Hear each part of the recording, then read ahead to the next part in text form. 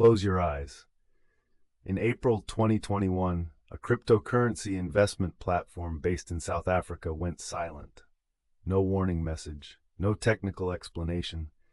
The website stopped loading. The customer support channels stopped responding. Tens of thousands of investors who had deposited Bitcoin into the platform suddenly found they could not access their accounts, could not reach anyone at the company, and could not determine where their money had gone. The platform was called Africrypt. It had been founded by two brothers.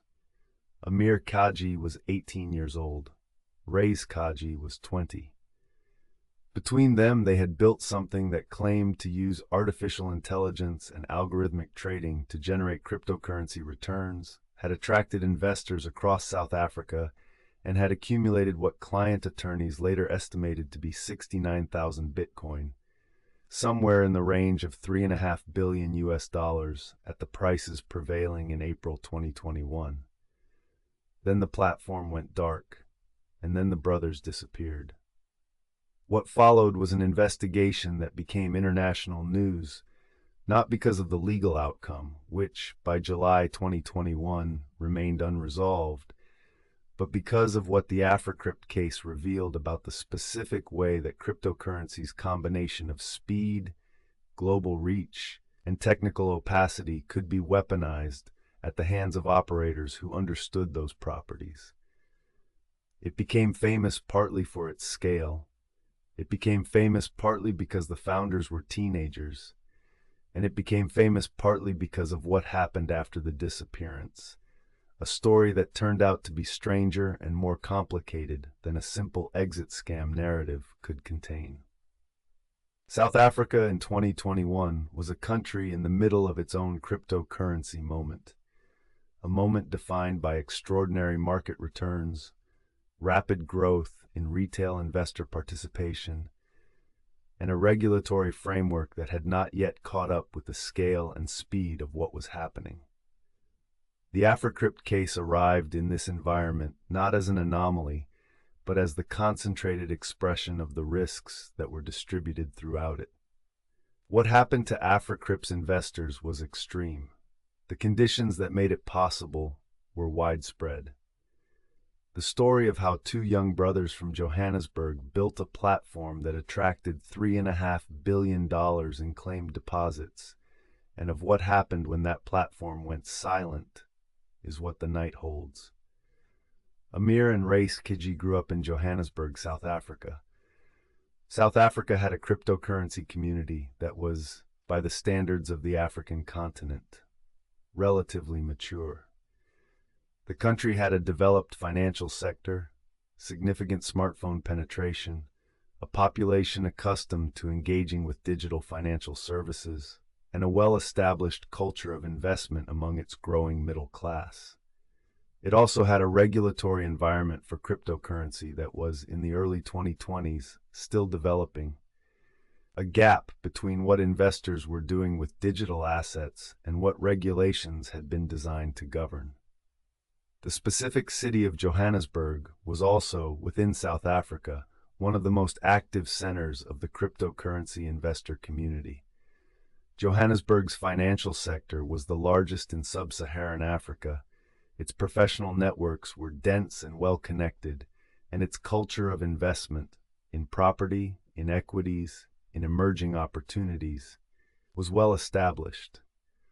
The cryptocurrency conversation that was happening globally in 2019 and 2020 was happening in Johannesburg with particular intensity in the cafes and offices and WhatsApp groups where that city's investor community exchanged ideas and opportunities. The Kaji brothers entered this environment as teenagers with an unusually sophisticated pitch.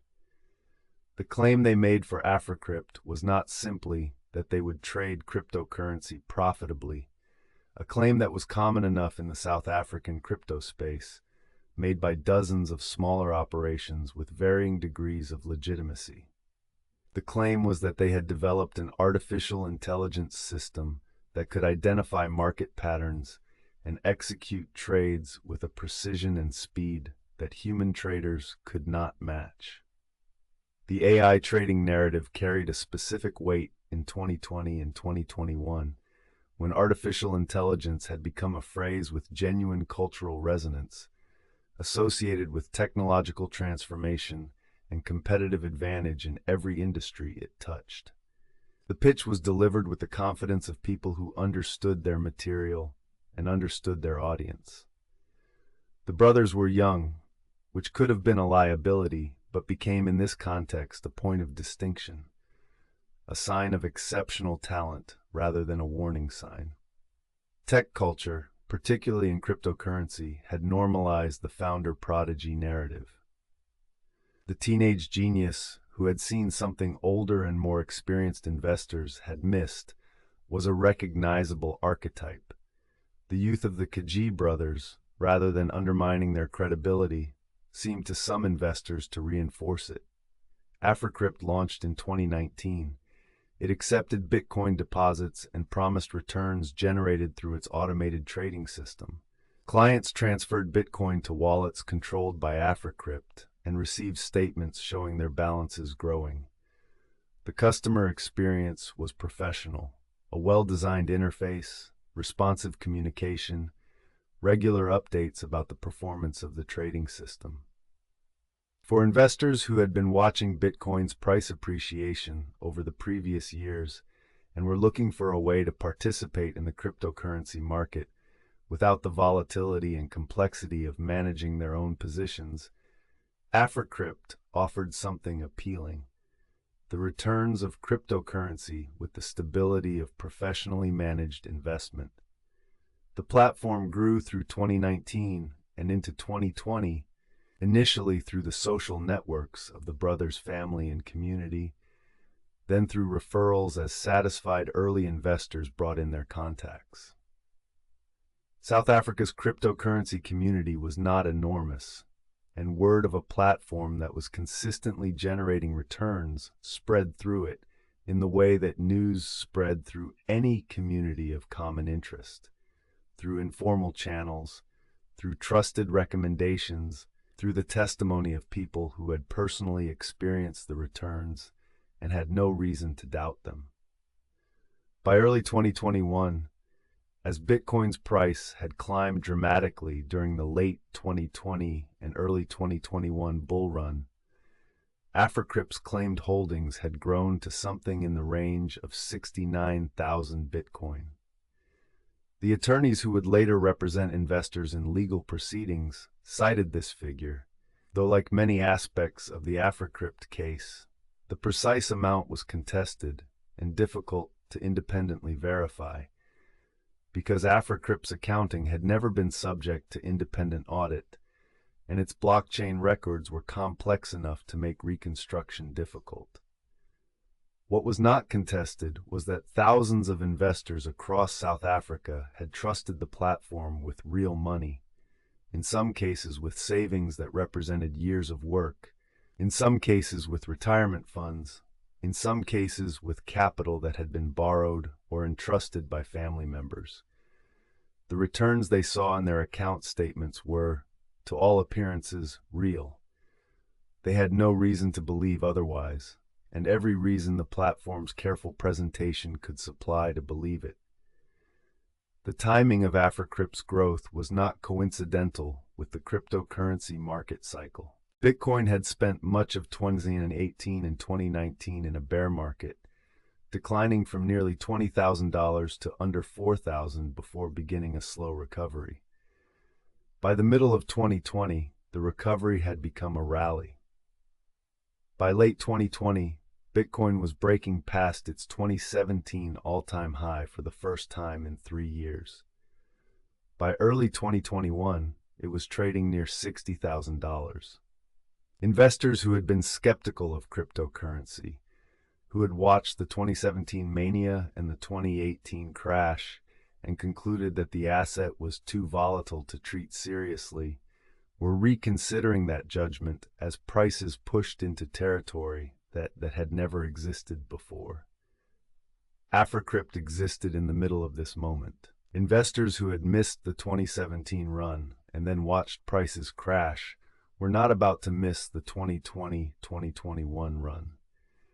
But they also had a clear memory of how bad a cryptocurrency crash could be, and were looking for ways to participate in the upside without full exposure to the downside. A platform that claimed to use sophisticated algorithmic trading to generate consistent returns, that was designed, the pitch implied, to capture cryptocurrency gains while managing the volatility through AI-driven precision, addressed exactly the concern that a generation of post-2018 investors carried. The returns that Africrypt reported to its clients were consistent enough to seem credible without being so extraordinary as to immediately trigger alarm. This calibration is characteristic of well-designed investment fraud. Returns high enough to attract and retain investors, not so high as to be obviously implausible. Africrypt's clients received regular statements showing their Bitcoin balances growing. The statements were the primary evidence of performance. There were no independent audits, no third-party verification, no regulated exchange where the trading activity could be independently confirmed. But the statements looked professional and the returns looked reasonable. And in a bull market where legitimate cryptocurrency investments were also generating substantial gains, the absence of independent verification did not feel to most clients like a warning sign. The South African rand had also been under sustained pressure in the years leading up to 2021, a currency that had experienced significant depreciation against major global currencies over the preceding decade. For South African investors who held savings denominated in rand, cryptocurrency offered not just the prospect of investment returns, but a potential hedge against currency weakness, a way to hold assets outside the rand-denominated financial system. This gave Bitcoin investment in South Africa a dimension that it did not have in all markets, not just financial opportunity, but also financial security in a specific currency-focused sense. Africrypt benefited from this dimension of its clients' motivation. The client base was not composed of unsophisticated investors who had simply been deceived without any ability to evaluate what they were being told. Africrypt attracted people with genuine financial knowledge, investors who had experience with traditional markets, who understood investment risk, who had deliberately sought out cryptocurrency exposure as part of a broader portfolio strategy. The sophistication of the client base made the losses, when they came, particularly striking. Sophisticated investors with professional backgrounds had assessed the platform and invested substantial amounts. This was not naivety, or if it was a naivety that operated at a specific level, believing that AI trading was real and the returns were genuine, rather than questioning the fundamental structure of what they were being offered.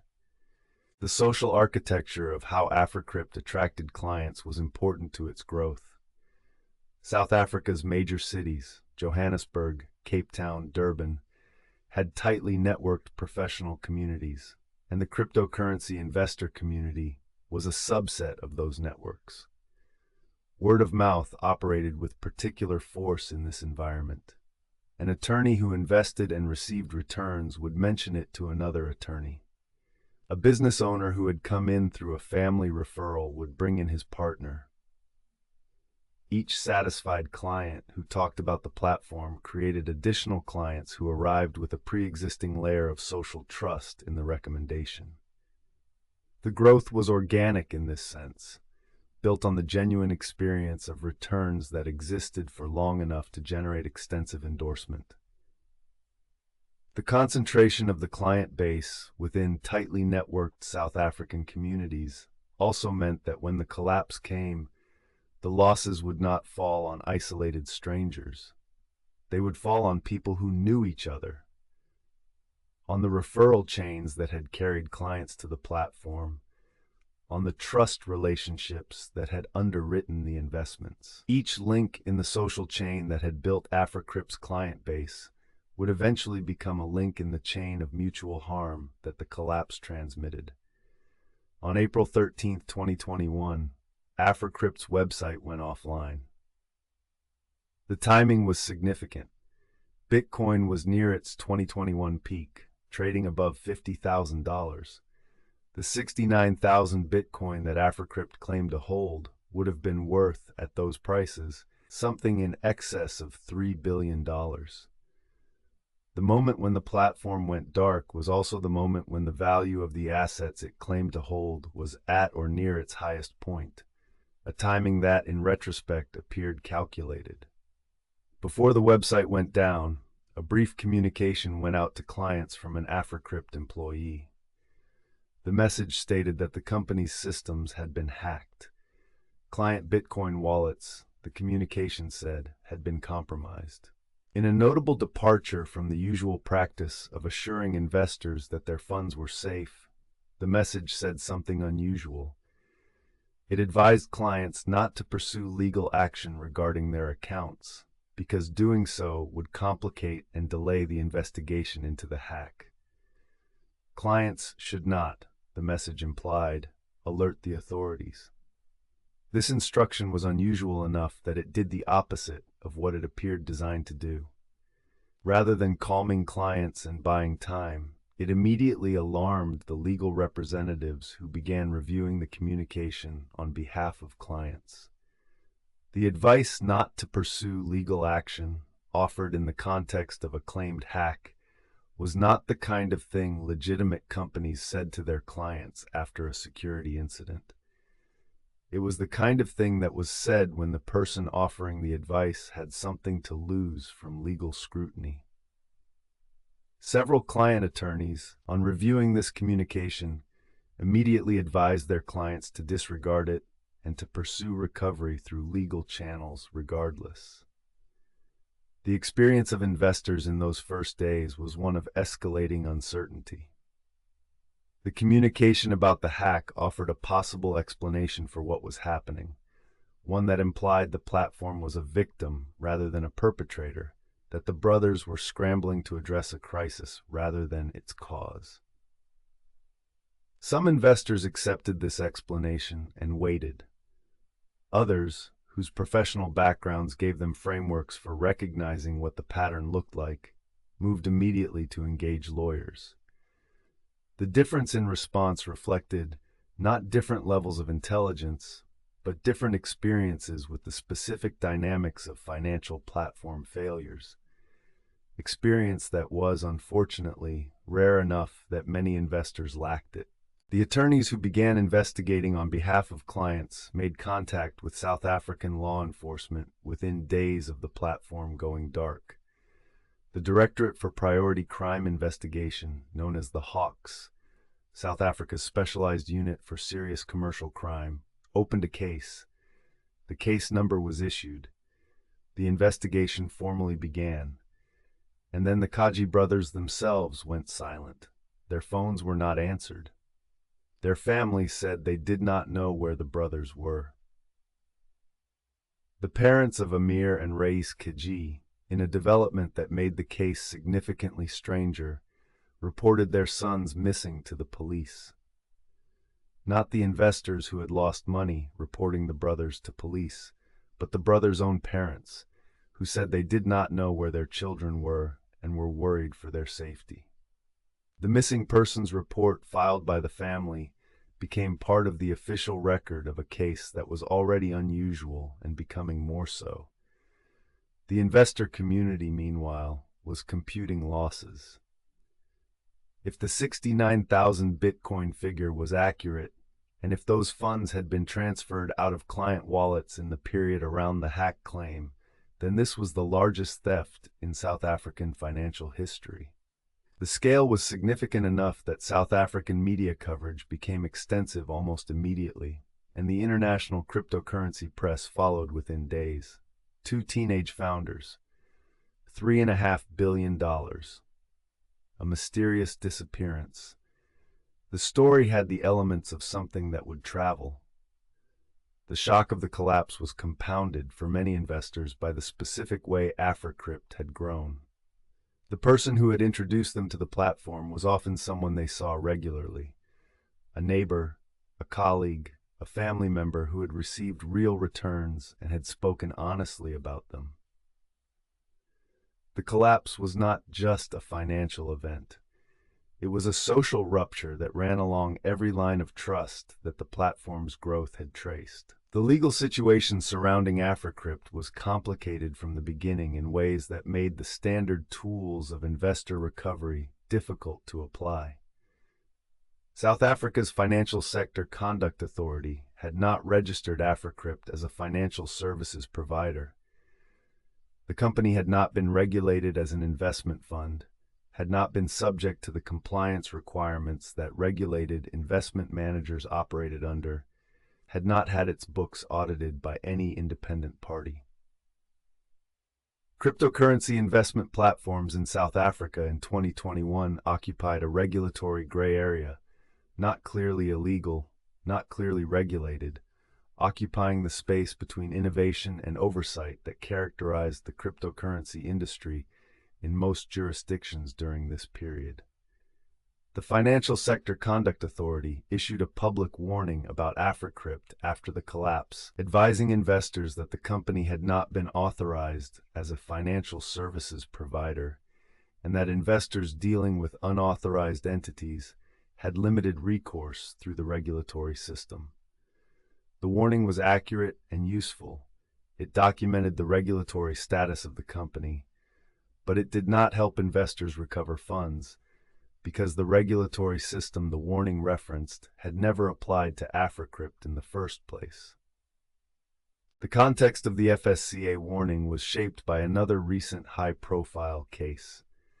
Mirror Trading International, also a South Africa-based platform, had collapsed in late 2020 after accumulating what investigators estimated to be 23,000 Bitcoin in client deposits, making it at that point one of the largest cryptocurrency investment fraud cases in global history. Mirror Trading International had promised daily Bitcoin returns through automated trading, had attracted hundreds of thousands of investors worldwide, and had collapsed in December 2020 when its CEO died under circumstances that were themselves disputed. The Africrypt case arrived on the heels of Mirror Trading International into a regulatory environment that was already grappling with the implications of one major cryptocurrency fraud and now faced an even larger one. The Hawks investigation moved forward, but the specific crime being investigated presented its own definitional challenges.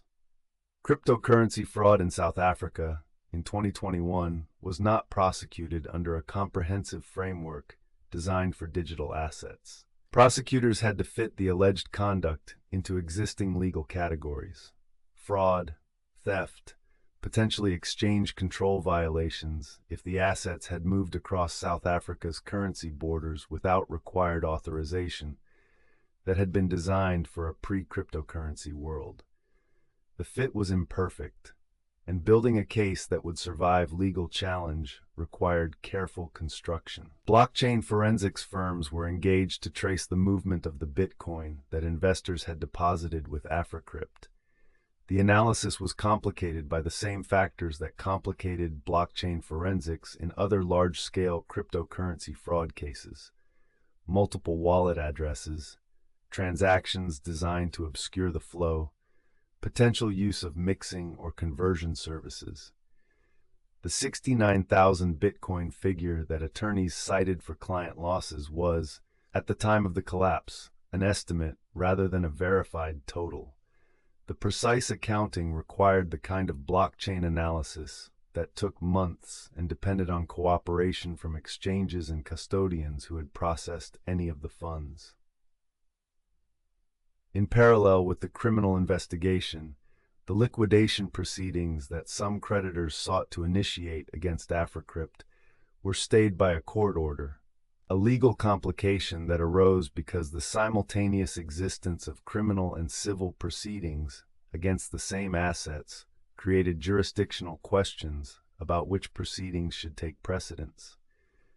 The investors who wanted the fastest possible civil recovery found their path slowed by the criminal investigation.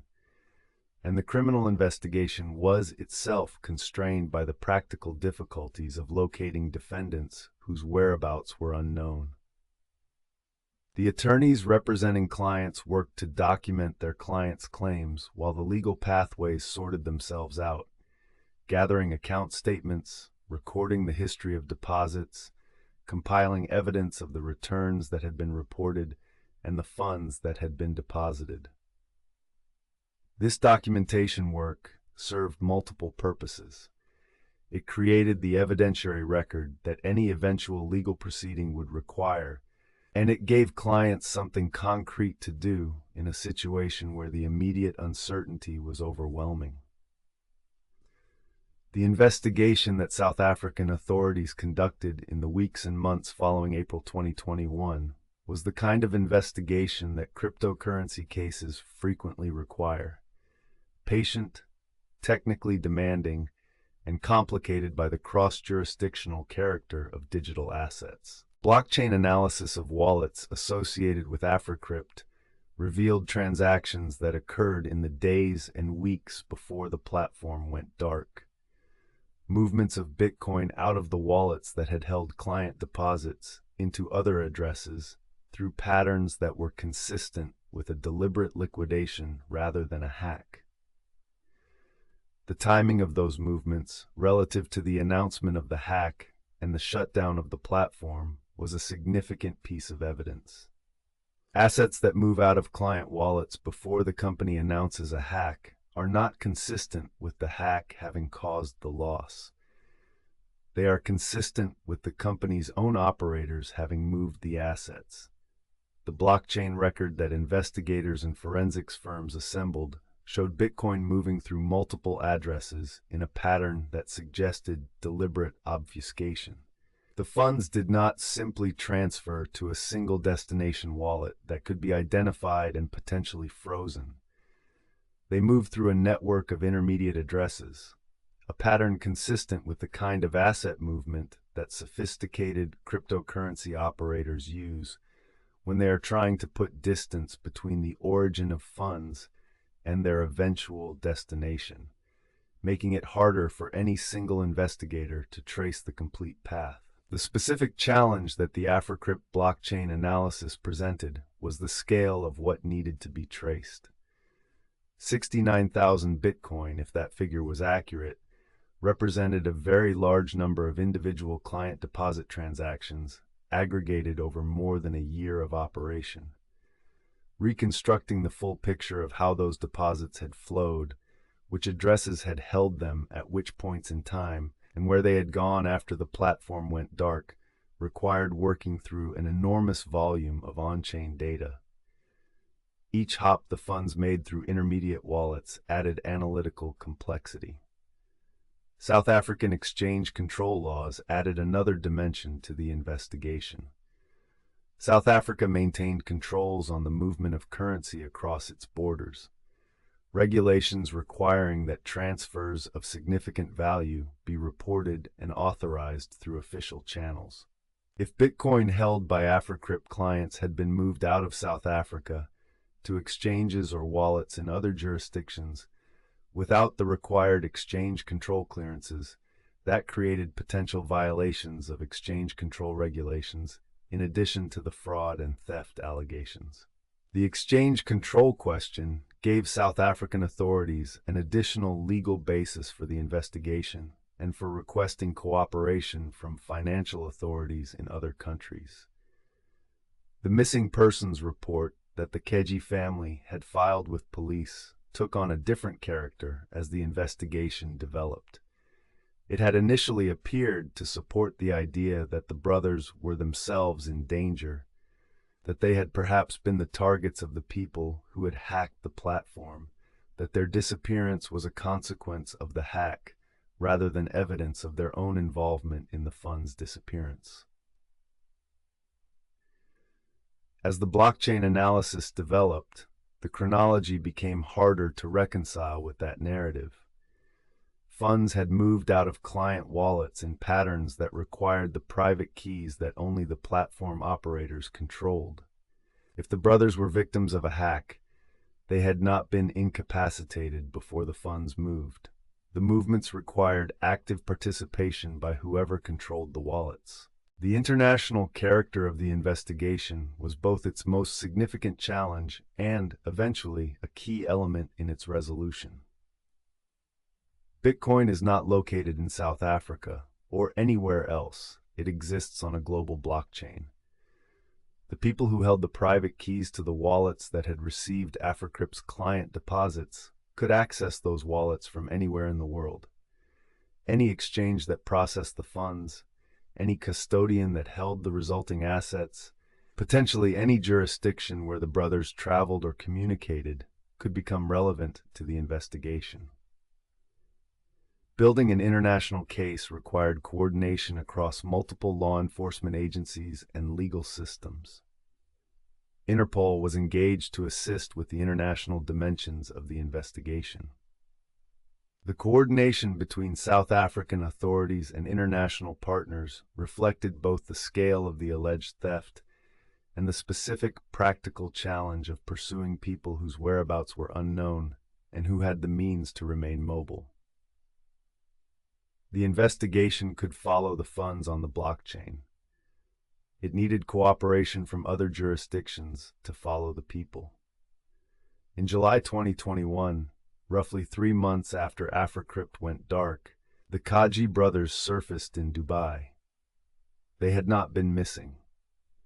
They had not been kidnapped or harmed by hackers or held against their will in any of the ways that a missing persons report might have suggested. They appeared in media reports and, through legal representatives, made public statements for the first time since the collapse.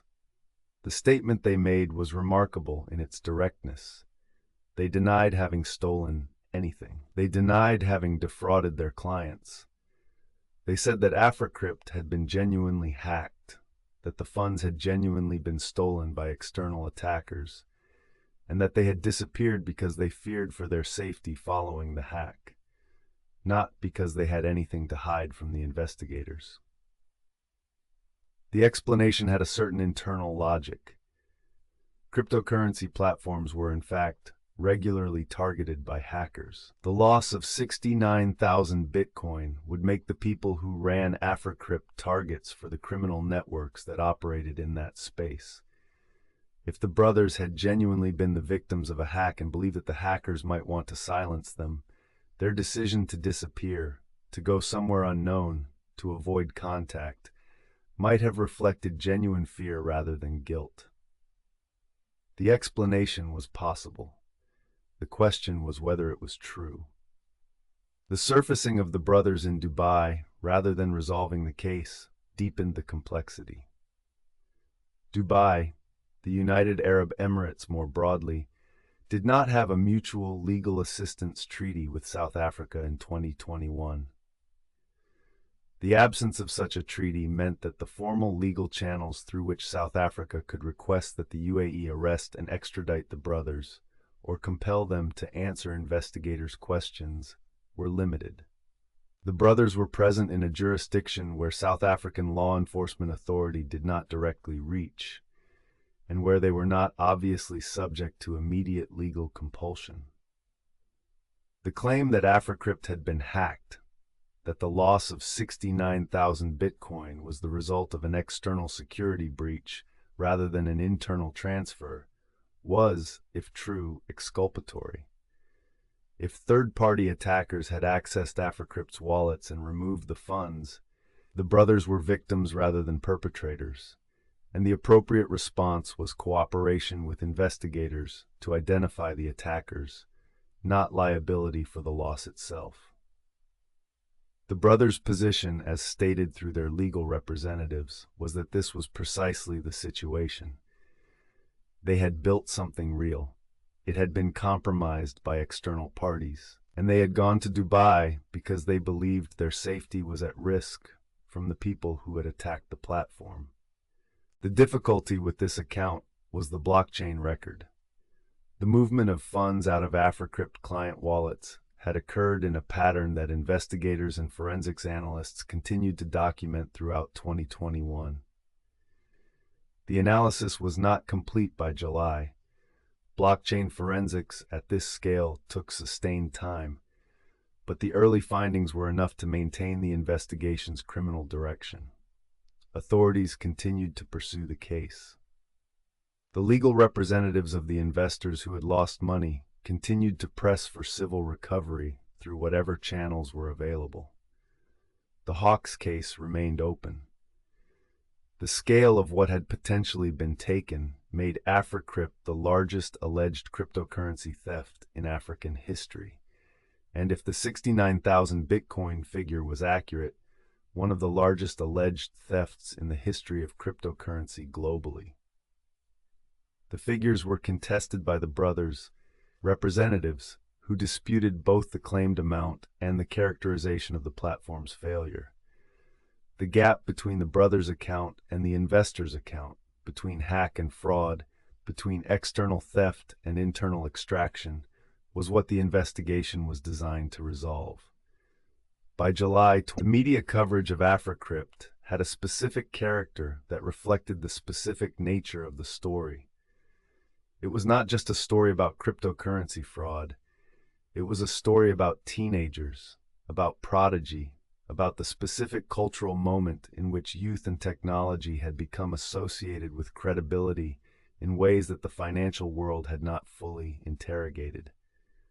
The coverage asked questions that the story posed. How had two teenagers built something that attracted $3.5 billion in claimed deposits? What had investors been thinking?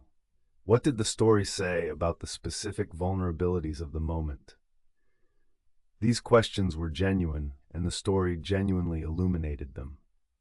The Africrypt case also contributed to a broader conversation in South Africa and internationally about the age and experience thresholds that should apply to operators of financial platforms. The KG brothers were 18 and 20 when the platform collapsed. They had been running a platform that claimed to hold billions of dollars in client assets while still teenagers. This was not, strictly speaking, legally impermissible. There was no specific rule in South African law that prohibited 18-year-olds from operating investment platforms, particularly in the unregulated space that cryptocurrency occupied.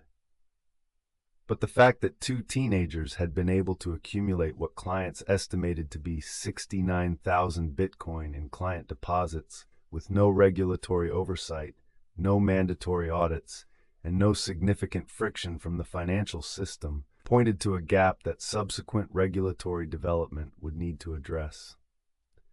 For the investors who had lost money, the aftermath was the kind of aftermath that follows financial loss of this magnitude.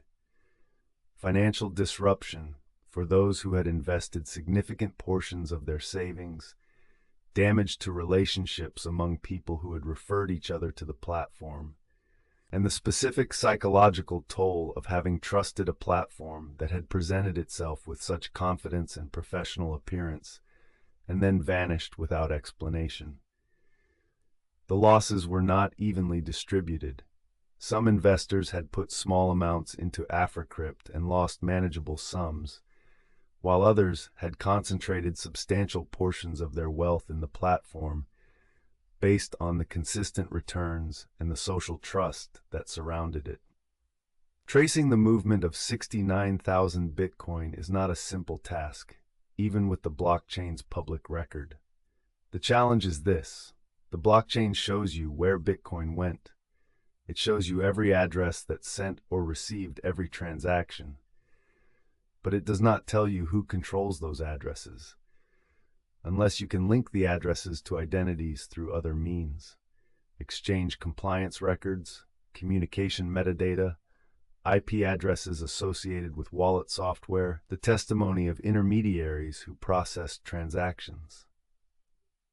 The blockchain is the map. The map shows all the roads. Finding the person who traveled them requires information that sits at the intersection of on-chain data and off-chain intelligence.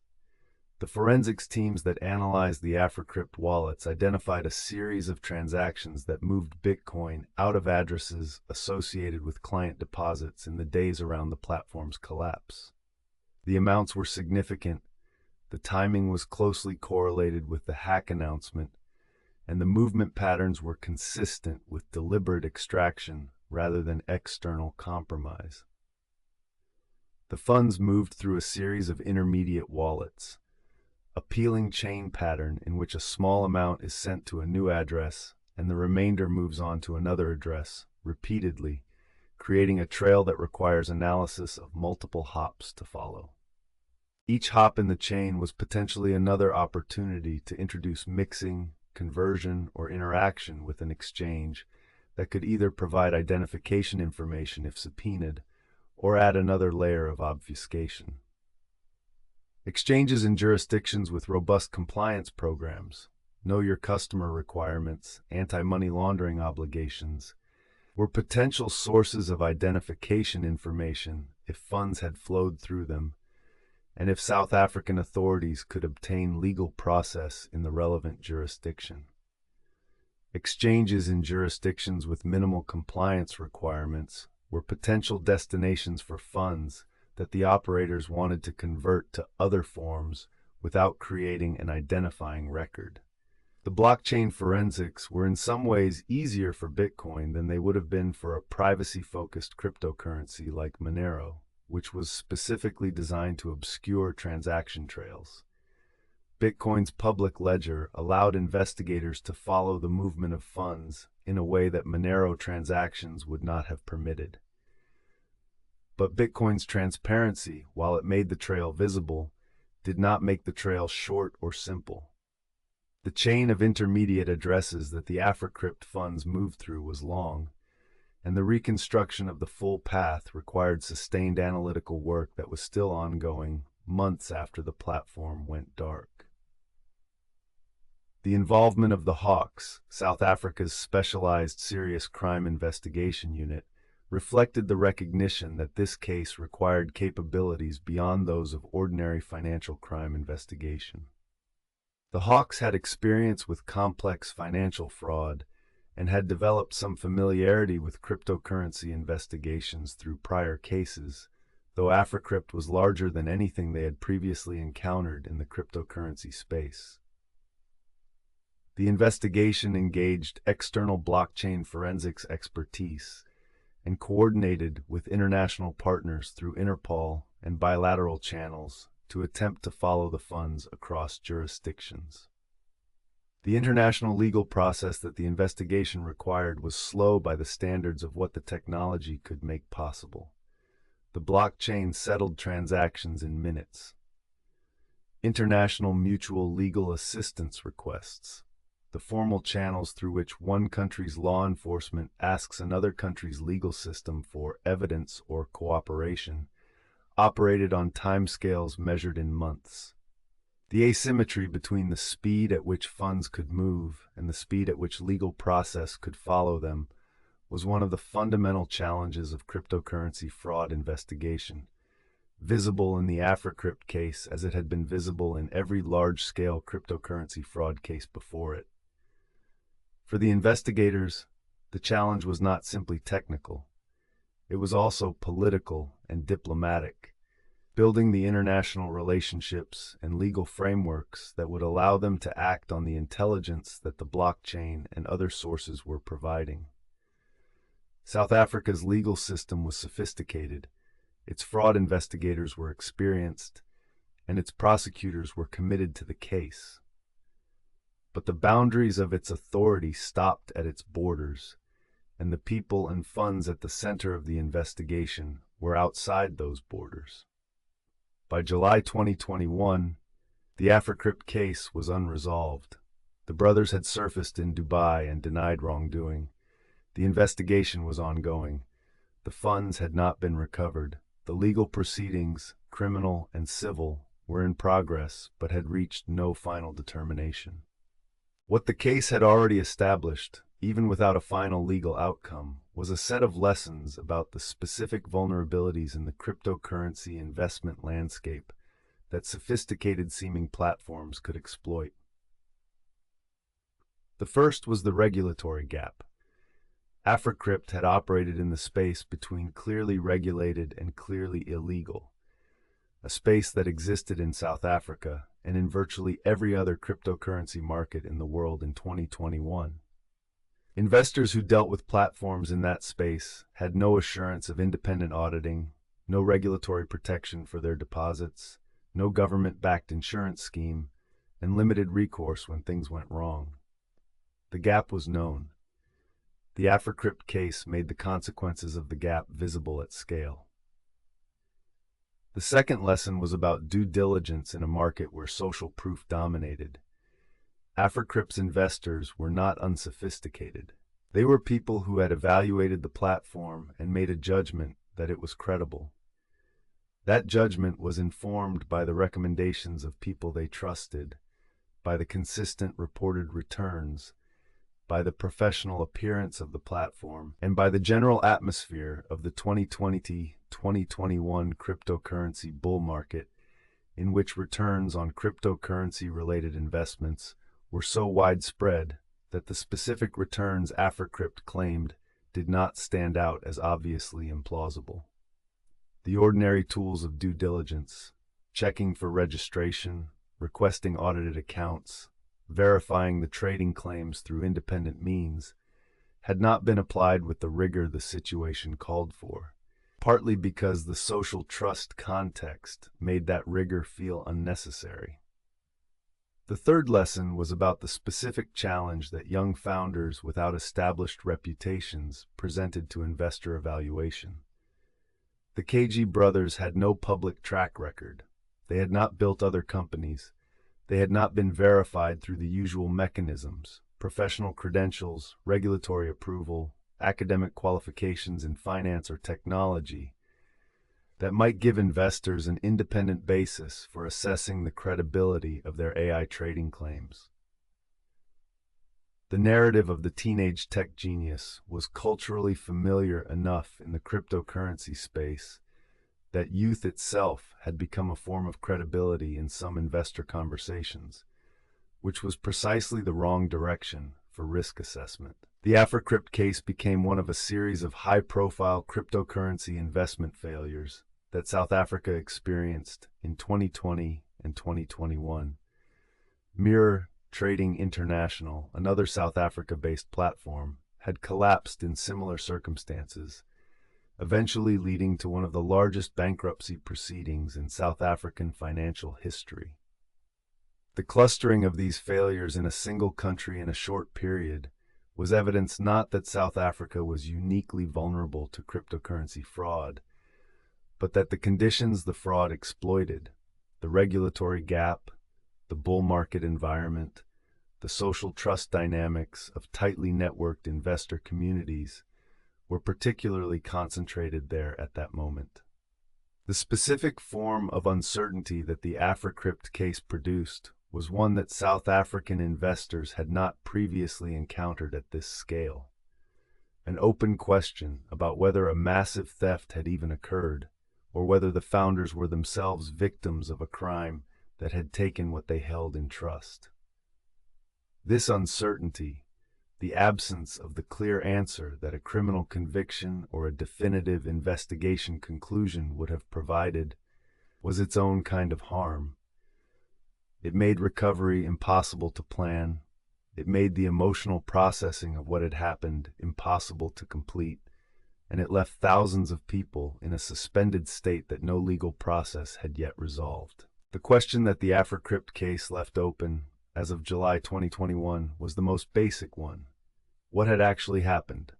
Was this a fraud, a deliberate scheme to accumulate and then steal investor funds? Or was it, as the brothers maintained, a legitimate platform that had suffered a genuine security breach and that the founders had abandoned in fear rather than guilt? The investigation continued. The blockchain record continued to be analyzed. The legal process continued to move through its necessarily slow course. The answer, if one came, would come later. What the case had produced by July 2021 was not a resolution, but a set of unanswered questions, and an unmistakable demonstration of how much damage those questions could leave behind. Close your eyes one more time. In April 2021, a website went offline. No explanation, no warning, no announcement beyond a brief message advising clients not to contact the authorities about their missing funds.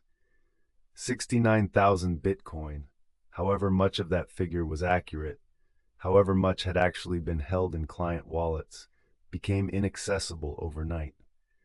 The brothers who had built the platform were gone. The missing persons report filed by their own family added a layer of strangeness to a story that was already strange.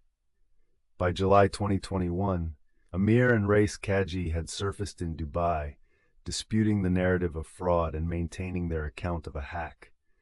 The investigation continued. The funds had not been recovered. The legal proceedings were ongoing, their outcome uncertain.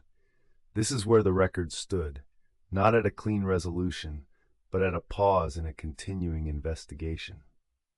The Africrypt story is unusual among cryptocurrency fraud cases in this way. It has a known cast of characters, a known timeline, and a disputed interpretation. Most financial crimes, when they reach a legal conclusion, have an established narrative. A crime was committed. These are the facts. These are the sentences.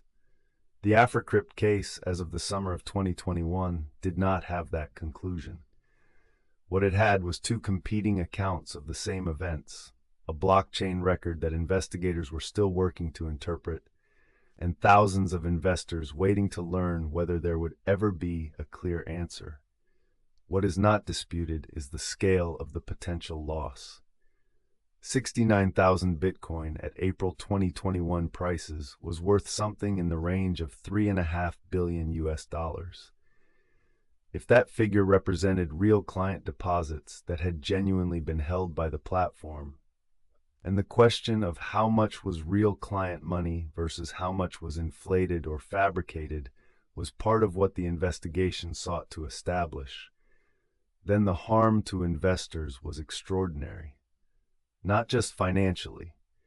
The people who had recommended Africrypt to their networks, who had brought in family members and colleagues, faced the same relational dimension that follows any social trust-based fraud. The knowledge that their endorsement had been the mechanism through which people they loved had lost money. There is a specific kind of uncertainty that follows unresolved financial cases. Not the clean grief of a confirmed loss, the acknowledgement that the money is gone and the work of recovery can begin, but the suspended state of not knowing exactly how much was taken, not knowing exactly where it went, not knowing whether it can ever be traced and recovered, not knowing whether the account of events you have been given by the people who ran the platform was true or false. That uncertainty has its own weight, and the investors who carried it through the remainder of 2021 carried something heavier than a simple financial loss. The blockchain, patient and permanent, held the record of every transaction. The investigators and analysts who worked through that record were building toward an answer, one hop at a time, through the months and years that the legal process required. Whether the answer, when it came, would bring the kind of closure that resolves what the uncertainty suspended, that was a question for the future. In July 2021, the future was still open. Rest now. Let the uncertainty settle somewhere distant. The investigation continued. The blockchain held its record. And here, in the quiet of the night, the only thing that matters is the breath moving in and out. Let that be enough.